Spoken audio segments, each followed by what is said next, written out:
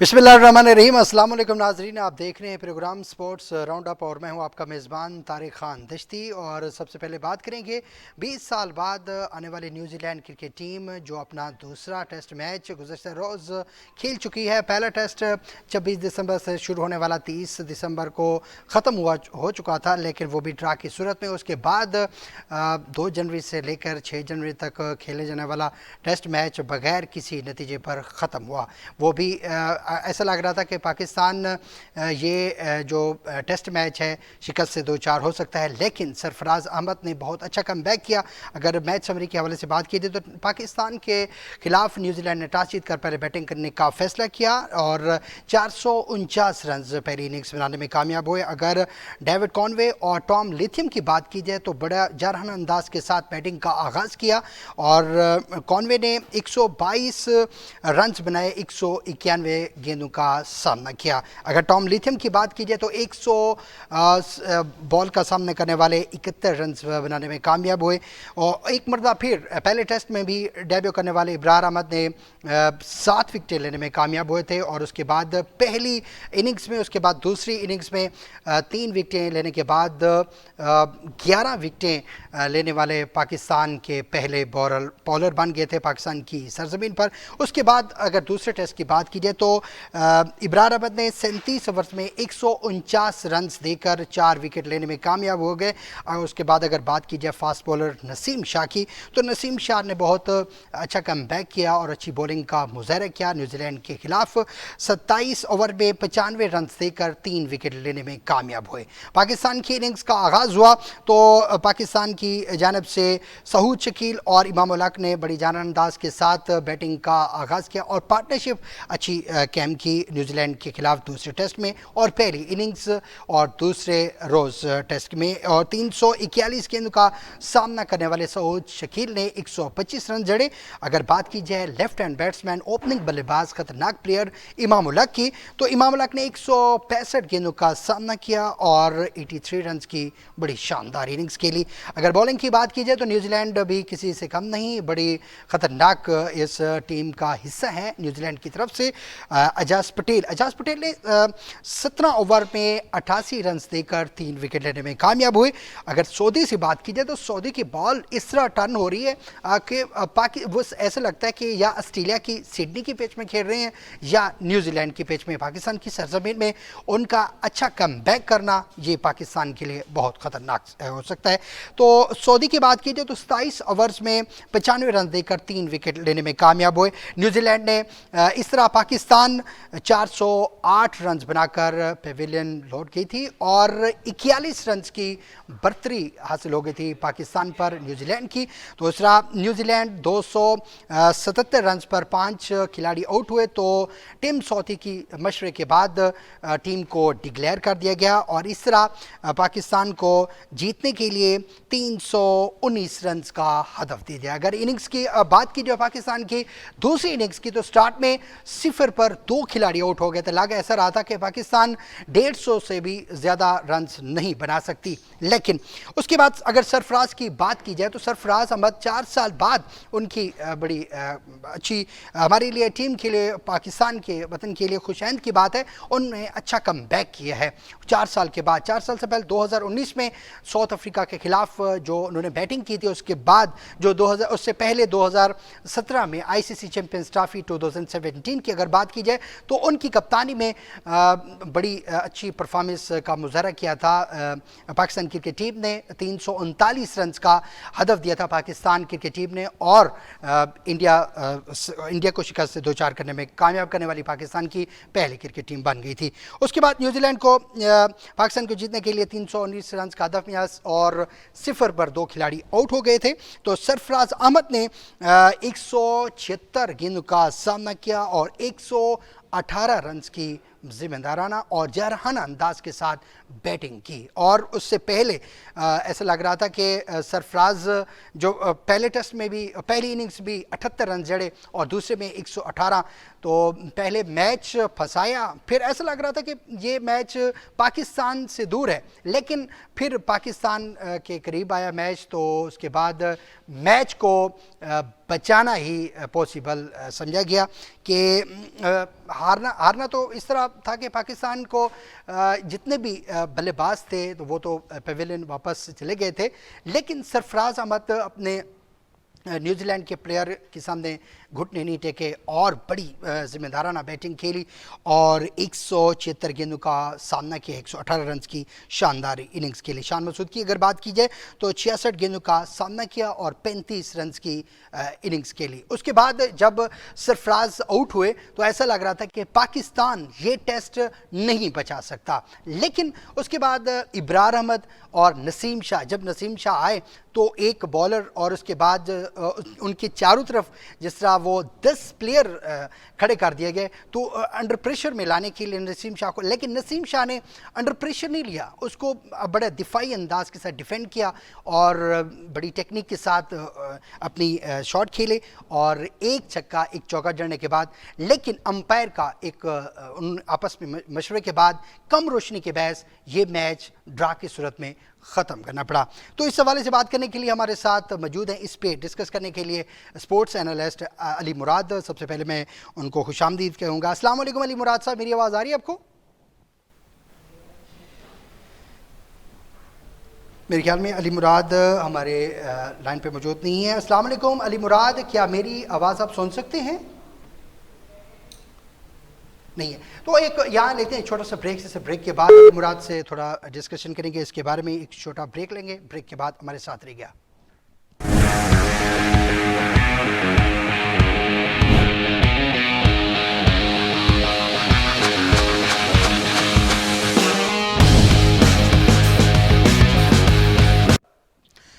Welcome back नाजरीन। तो बात हो रही थी पाकिस्तान और न्यूजीलैंड के दरमियान, जो गुज़श्ता रोज़ दूसरा टेस्ट मैच कम रोशनी के बहस ड्रा की सूरत इख्तियार कर चुका है और इसमें 319 रन का हदफ दे दिया गया था न्यूजीलैंड की तरफ से पाकिस्तान क्रिकेट टीम को, लेकिन पाकिस्तान 304 रन बना सकी और 9 खिलाड़ी वापस लौट गए थे। लेकिन इसमें लग रहा था कि पाकिस्तान हार जाएगा, लेकिन नसीम शाह और इब्रार अहमद ने बड़ा अच्छे अंदाज के साथ कवर किया और मैच को ड्रा की सूरत में इख्तिताम पहुंचा। इस पर बात करने के लिए हमारे साथ साबिक टेस्ट क्रिकेटर, साबिक पाकिस्तानी कप्तान सरफराज नवाज साहब मौजूद हैं, तो इसके बारे में उनसे जानना चाहेंगे। अस्सलाम वालेकुम सरफराज नवाज साहब, सबसे पहले मैं आपको खुशामदीद कहता हूँ अपने प्रोग्राम में।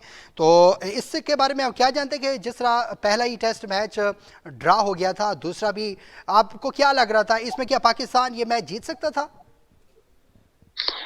देखें, दोनों मैचेस बड़े इंटरेस्टिंगली हुए हैं और पहला मैच तो मैं कहूंगा कि बाबर ने जो डिक्लेरेशन की है वो फिर बैड लाइट की वजह से खत्म हो गई, वरना उसमें कुछ चांस बन गया था न्यूजीलैंड का जीतने का, लेकिन वो अंधेरे की वजह से मैच अंपायर ने खत्म कर दिया। 44 गेंदों पे 70 कुछ रन चाहिए थे न्यूजीलैंड को।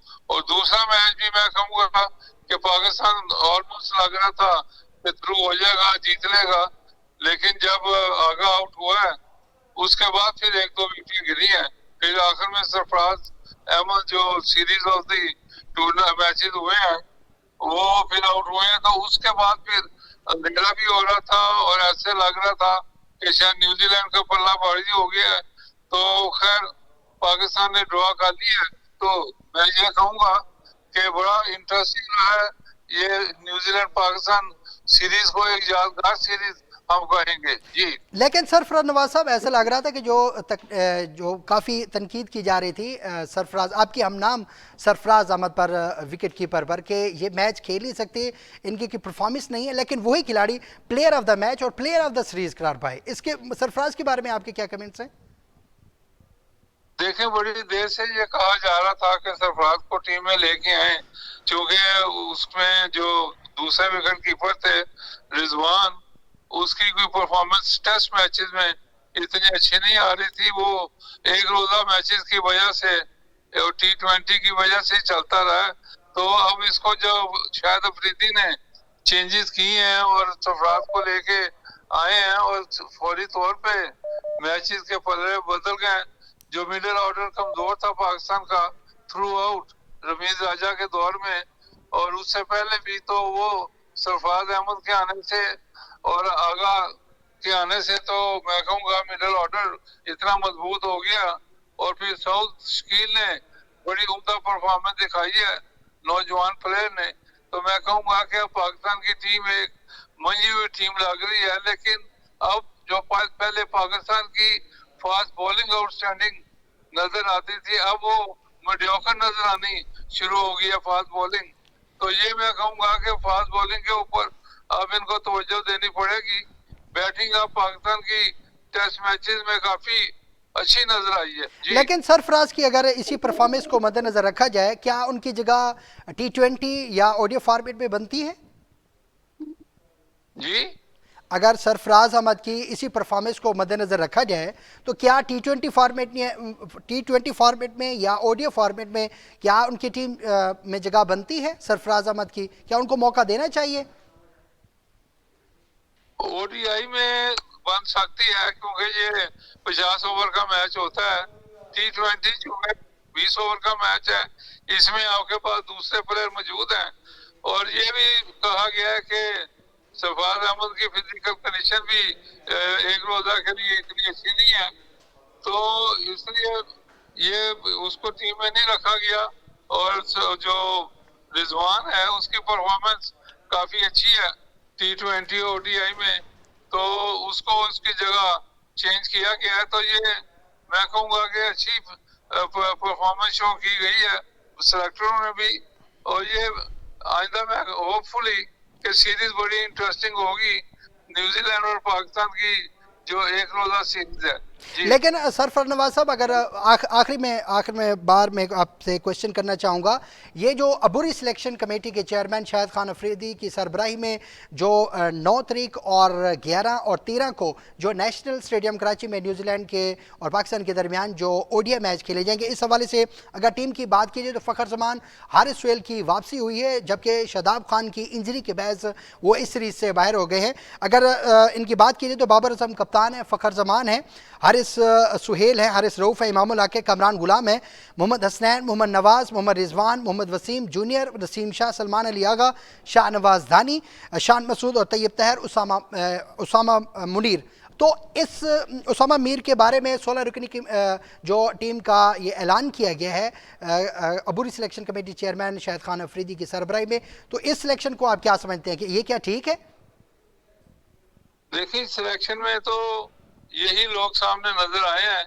और ये मैं कहूँगा कि शाहिद अफरीदी की क्योंकि पहली सिलेक्शन है ओडीआई की, तो मैं ये जो देखा है सिलेक्शन में जो प्लेयर आए हैं वो डिजर्विंग प्लेयर हैं। और ये एक अच्छा शगुन किया है शाहिद अफरीदी ने। पहले 21 प्लेयर थे, अब उसमें से 16 प्लेयर अनाउंस किए हैं। तो मैं ये उम्मीद करता हूँ कि ये सिलेक्शन जो की है। अच्छा, इसमें सरफराज नवाज साहब, इसमें 21 जो रुकनी टीम का ऐलान किया था शाहिद खान अफरीदी में, उसमें शर्जील खान भी शामिल थे, लेकिन शर्जील खान को 16 रुकनी टीम में शामिल नहीं किया गया। इसकी वजह, क्योंकि उसमें देखा जाए तो डोमेस्टिक क्रिकेट में उसने परफॉर्मेंस का मुजाहरा किया है शर्जील खान ने।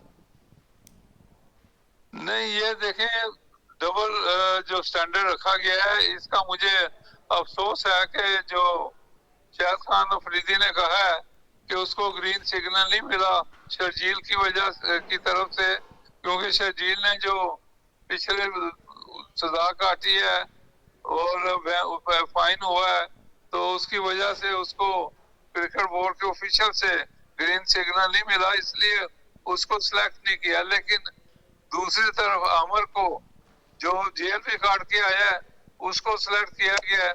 तो ये मैं कहूँगा इस तरह का माहौल पैदा नहीं करना चाहिए। एक सिस्टम रखें, जो एक आदमी के ऊपर अप्लाई होता है वही शर्जील के ऊपर होना चाहिए। और शर्जील का मैं कहूँगा कि अच्छी परफॉर्मेंस की है उसने और फास्ट प्लेयर भी है।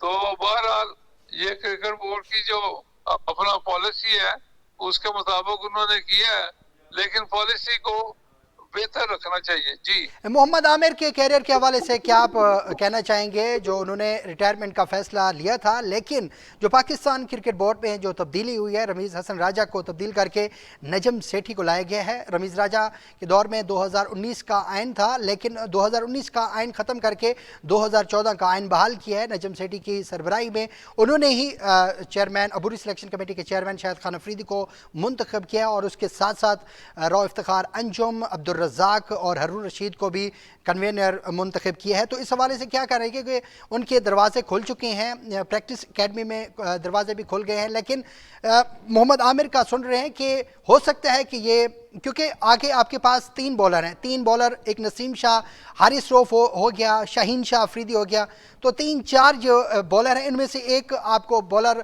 खोना पड़ेगा, उनको बैठना पड़ेगा, रिस्क लेना पड़ेगा, उसके बाद मोहम्मद आमिर को लाना पड़ेगा। तो इस एक ये सवाल निशान बनता है कि हारिस रऊफ को आप बाहर बिठाएंगे, शाहीन शाह अफरीदी को बाहर बिठाएंगे, नसीम शाह को बाहर बिठाएंगे, या मोहम्मद वसीम जूनियर भी आपके पास हैं, तो किसको आप देख रहे हैं कि उसकी जगह पे मुतबादल खिलाड़ी मोहम्मद आमिर को मौका दिया जा सकता है? देखिए, मोहम्मद आमिर की जो मैंने स्पीड देखी, अब उसकी पेस उतनी तेज नहीं रही जो पहले थी, और एक मुझे तो लगता है वो एक आम सा बॉलर बन गया है। और उससे पहले भी जो पाकिस्तान की तरफ से ये कुछ मैच जो इसने पहले खेले थे, उसमें भी उसकी परफॉर्मेंस इतनी अच्छी नहीं रही। ये T20 जो बाहर के मुल्कों में खेल रहा है वो एक और बात है, लेकिन when you playing nation to nation, मुल्क से मुल्क का मैच हो, वो बिल्कुल मुख्तलिफ होता है। और मेरा नहीं ख्याल कि इसको चांस देना चाहिए, क्योंकि एक तो इसकी पेस कम है और एक दूसरी इसकी फिटनेस भी जो प्रीवियसली हमने देखी है, अनफिट होके बाहर आ जाता रहा है। तो ये मैं कहूँगा कि अब दूसरे पाकिस्तान के पास बॉलर मौजूद है जिनका आपने नाम लिया है, उन्हीं का चांस रखना चाहिए, ताकि फ्यूचर के लिए भी वो खेलते रहे। और ये उसकी उम्र भी तो अपना उम्र की ज्यादा हो गई है, और कुछ लोग कहते हैं कि इसने 3-4 साल उम्र भी कम लिखवाई है। लेकिन तो वो तो ये अपने भी आप को काउंट फिट करना वो तो चाहिए। अपने आप को जी फिट समझते हैं प्रैक्टिस के लिहाज से। वो कहते हैं कि मैं, अगर बीपीएल आप खेल रहे हैं उसमें भी वो परफॉर्मेंस आपके सामने है, लेकिन वो अपने आप को तो फिट करार करते हैं कि मैं फिट हूँ, मैं अभी मेरी तकरीबन 10 से 15-20 साल क्रिकेट और है। बस वो उसको कहने दें, अगर उसको खिलाएंगे तो आपके सामने एक्सपोज हो जाएगी सारी चीजें। लेकिन रमीज राजा ने जो गन डाला हुआ था, अच्छा, और यहाँ नजम मैं सेठी एक ने सवाल आके ऐड क्लियर करना किया है। चाहूँगा सरफराज और नवाज जो साहब, यहाँ मैं एक अब सवाल ऐड करना चाहूँगा, आपसे पूछना चाहूँगा, ये जो पाकिस्तान क्रिकेट बोर्ड में रही है, तो वो मैं कहूँगा कि जो दूसरे प्लेयर हैं उनके लिए बेहतरी होगी जिनको निकाला सरफराज गया नवाज था। साहब, मैं यहाँ एक और इमरान एक खान का ये जो सिस्टम ऑस्ट्रेलिया रूल का था, वो तबाही का पाकिस्तान का सिस्टम निकला है। अब मेरा ख्याल है फ्यूचर में जो एसोसिएशन क्लब क्रिकेट शुरू होगी, पाकिस्तान की बेहतरी के ज्यादा चांसेस है। जी अच्छा सरफराज नवाज साहब, यहाँ मैं एक सवाल ऐड करना चाहूँगा, ये जो पाकिस्तान क्रिकेट बोर्ड में एक तब्दीली हुई है, रमीज़ हसन राजा को हटाकर ये रातों रात ये नजम सेठी को लाया गया है, ये क्या पाकिस्तान क्रिकेट बोर्ड की बेहतरी के लिए है या नुकसानदेह के लिए है? क्योंकि नजम सेठी की अगर क्योंकि वो तीसरी बार ये पाकिस्तान क्रिकेट बोर्ड के चेयरमैन मुंतखब हुए हैं, इससे पहले भी अगर वो PSL की बात की जाए तो नजम सेठी का बड़ा अहम किरदार रहा है इस PSL के। तो इसमें क्या आप देखते हैं, क्या ये तो मौजूदा वज़ीर आज़म शहबाज शरीफ की मंजूरी के बाद ही पाकिस्तान क्रिकेट बोर्ड में तब्दीली आई है, तो इस हवाले से आप क्या देखते हैं कि रमीज़ हसन राजा ठीक थे या नजम सेठी? देखें, रमीज राजा के वक्त तो प्राइम मिनिस्टर ने ऑर्डर भी किया कि अदारों की बहाली की जाए, इंस्टीट्यूशन जिनकी टीमें बैन की गई थी, रूल बदले गए थे, वो दोबारा वापस लेके आए। तो मेरा ख्याल है कि प्राइम मिनिस्टर के जबरदस्त ये सोच थी, और उन्होंने जो 3 माह पहले ऑर्डर भी किया था, जिसको रमीज राजा ने ना तो कोई मीटिंग की ना कुछ किया। तो इसलिए मैं कहूँगा, दूसरा रमीज राजा के होते हुए देखें वर्ल्ड कप हारे, ऑस्ट्रेलिया से हारे, उसके बाद हम ये अब श्रीलंका से हारे एशिया कप, इस तरह के जो हम मैचेस आते रहे हैं और फिर व्हाइट वॉश हुआ पाकिस्तान को 70 साल की हिस्ट्री में क्रिकेट की। तो ये सारी चीजें देखते हुए तो रमीज राजा को खुद ही रिजाइन करना चाहिए था, लेकिन वो बुराजमान जमा रहा है। और मैं कहूंगा इसको जो सह किया है इसके ऊपर फाइन करना चाहिए, जो इसने 1 अरब रुपया यूथ क्रिकेट के ऊपर जाया किया है और क्लब क्रिकेट को बिल्कुल कुछ प्रमोट नहीं किया। तो नजम सेठी चूंकि एक्सपीरियंस भी है और पहले उन्होंने क्रिकेट बोर्ड को चलाया भी है, तो मेरा ख्याल है कि इसके एक्सपीरियंस से और मौजूदा जो ये तजर्बा इनका पीसीएल का भी है, तो ये मेरा ख्याल है ज्यादा बेहतर कारमद होंगे और पाकिस्तान की इम्प्रूवमेंट का मुझे ज्यादा उम्मीद है कि बेहतर होगी। ये सरफराज नवाज साहब, पाकिस्तान क्रिकेट टीम जो क्रिकेट बोर्ड का ये सियासत इसमें कब से आगाज़ हुआ? ये आपको क्या ये लग रहा है कि ये, लेकिन सियासत नहीं आनी चाहिए पाकिस्तान क्रिकेट बोर्ड के अंदर? कोई सियासत अगर आप मुदाखलत करेंगे इसमें तो क्रिकेट में बेहतरी नहीं आएगी, ख़ासतौर पर ये पाकिस्तान बोर्ड में हो रहा है। इससे पहले तो किसी टीम में या किसी बोर्ड में ऐसी बात नहीं चल रही। सियासत को दूर रखा जाए अगर खेल के हवाले से अगर बात की जाए तो। देखें, ये तो जब से क्रिकेट बोर्ड बना है, जब पाकिस्तान टीम आया है, तो उस वक्त से ये चला है कि जो पैटर्न है प्रेसिडेंट या पहले प्रेसिडेंट होते थे या प्राइम मिनिस्टर है, उनकी मर्जी से क्रिकेट बोर्ड के ऑफिशियल आते थे और ये ऐसे ही चलता रहेगा। ये अनलाइक है कि जो एसोसिएशन है, ये आप देखें कि इमरान खान ने जो अपने जाती आदमी चुने हुए थे 6 साल, वो 4 साल रहे हैं। उन्होंने कुछ नहीं करवाया, एसोसिएशन वही के वही थी और क्लब क्रिकेट बंद थी। तो ये आपके सामने मौजूद है कि किस तरह क्रिकेट की तबाही उनकी वजह से हुई है। और अब मेरा ख्याल है कि सेठी साहब ने कहा है 2-4 माह इनके मिले हैं, तो ये इन्होंने कहा है कि हम इलेक्शन कराएंगे, एसोसिएशन रीजन बहाल करेंगे और उसके बाद क्लब क्रिकेट की जो बंद हुई थी उसको शुरू करेंगे। अंडर 19, 16 को दोबारा अपना फॉर्म करेंगे। तो ये सारी चीजें जो कहीं है, अगर ये हो जाए तो मेरा ख्याल है पाकिस्तान की क्रिकेट की फ्यूचर के लिए बड़ी बेहतर है। जी सरफराज नवाज साहब, ये मैं जानना चाहूँगा, ये जो 2018 में हुकूमत बनी थी पाकिस्तान तहरीक इंसाफ की, उन्होंने आइन 2014 को ख़त्म करके 2019 का आइन ले आए। अब ये वज़ीर आज़म शहबाज शरीफ की मौजूदगी में उनकी मंजूरी के बाद नजम सेठी को लाया गया। ये आइन का क्या आप देखते हैं, आइन की क्यों तब्दीली की जा रही है? क्या आइन में कोई मसला है या कोई ये तो फिर जो भी सियासतदान आएगा, जो भी हुकूमत आगे आएगी, वो अपना आइन लेके आएगी।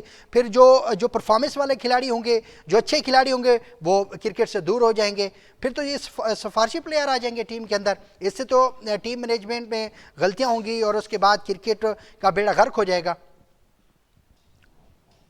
देखें, ये जो आइन पहले था वो वही आइन शुरू से चलता रहा है और उसके बाद जो इमरान खान ने आइन बदला है वो बड़ा गलत काम किया है। उसमें तो उसने ये 6 आदमी साथ जो रखे हुए थे, उन्होंने क्रिकेट को आगे बढ़ने नहीं दिया और आइन ऐसा बना दिया है कि जिसकी वजह से पाकिस्तान क्रिकेट को जो नुकसान हुआ है, जो मैंने आपको चीजें गिनवाई हैं कि हर टूर्नामेंट में पाकिस्तान हारा है।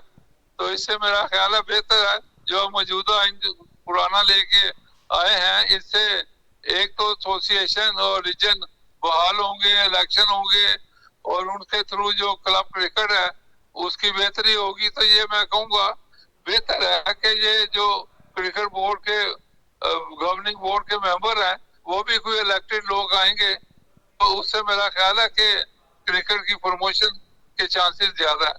अच्छा, खुदा हाफिज, अस्सलाम वालेकुम। जी बहुत शुक्रिया सरफराज नवाज साहब आपका। ये थे सरफराज नवाज, जो साबिक पाकिस्तान क्रिकेट टीम के कप्तान, जो माजी के क्रिकेटर थे, ख़तरनाक प्लेयर माने जाते थे पाकिस्तान क्रिकेट टीम की तरफ से। उनका कहना था कि ये सियासत को पाकिस्तान क्रिकेट से दूर रखना चाहिए, क्योंकि इसी में ही पाकिस्तान क्रिकेट बोर्ड की बेहतरी है, पाकिस्तान क्रिकेट में बेहतरी है।